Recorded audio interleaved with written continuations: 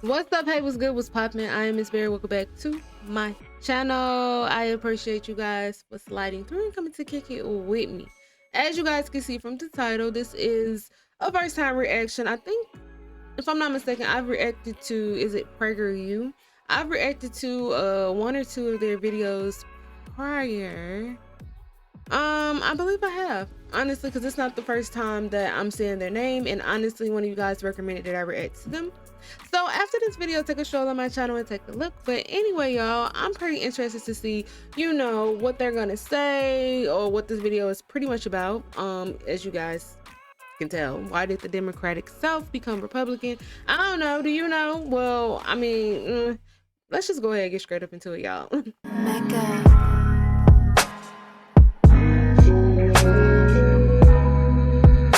All right, so I just be so random for no reason. Don't mind me. Once upon a time, every student of history, and that meant pretty much everyone with a high school education, knew this.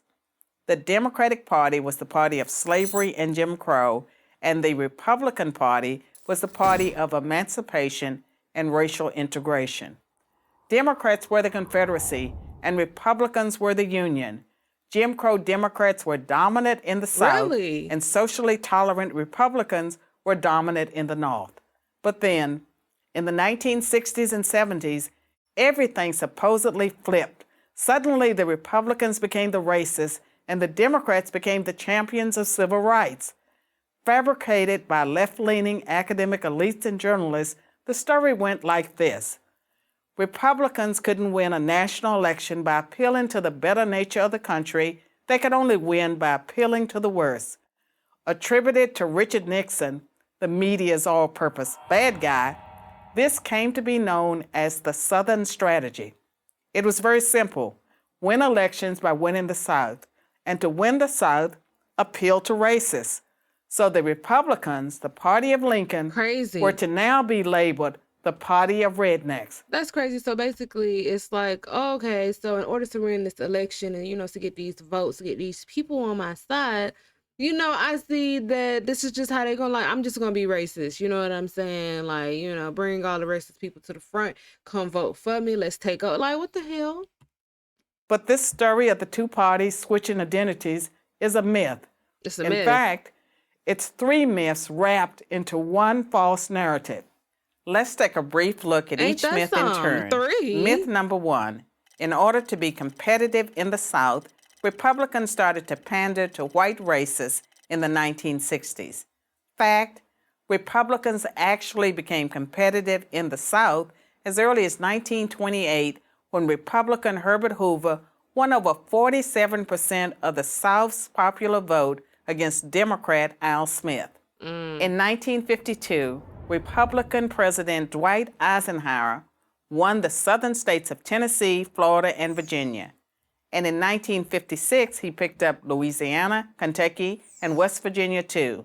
And that was after he supported the Supreme Court decision in Brown versus Board of Education that desegregated public schools, and after he sent the 101st Airborne to Little Rock Central High School to enforce integration.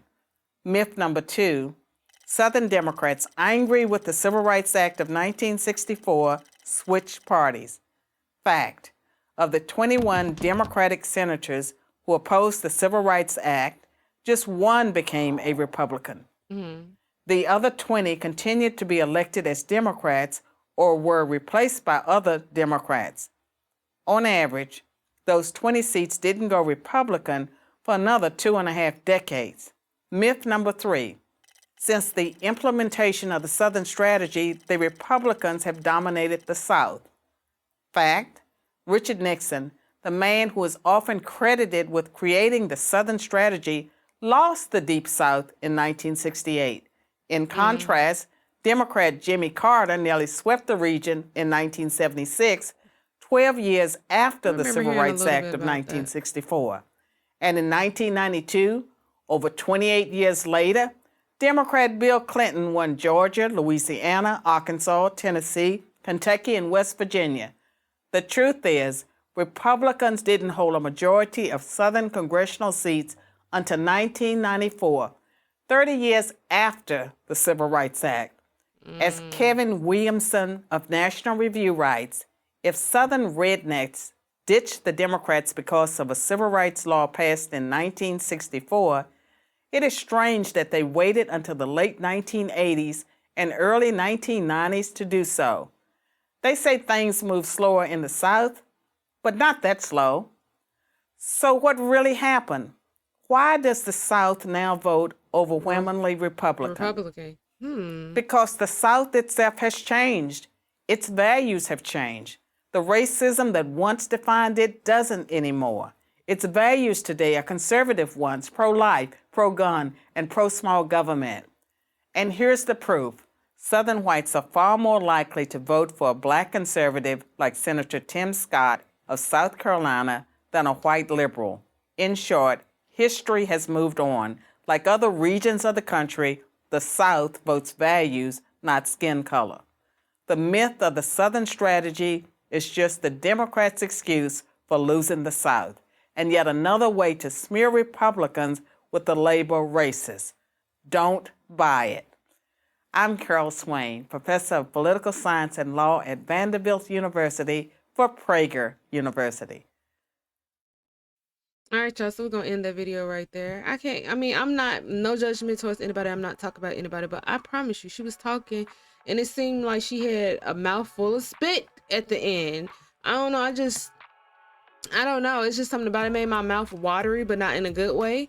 But at the same time, you know, it happens. Like, I know how you could be talking and talking and talking, and you want to get out what you're saying, and then your mouth is just building up, and you know, it happens, but it is what it is. But anyway, what I want to say is I agree, but what I have to say, as far as, you know, people don't vote based off of skin color and they just completely just moved on. I mean, I'm pretty sure a lot of that is, you know, true, of course, like just paying attention to the way things are and just, you know, putting two together, putting the puzzle pieces together. But it's been instances where I've even heard people say, oh, I'm gonna vote for this person because they black, and so I'm gonna vote for this person because they black. I'm gonna vote for this person because they're white. I'm gonna do this because, you know, like, so I've heard that numerous times from different people. I've read about it and all of that. So we still have some of those people that exist, of course.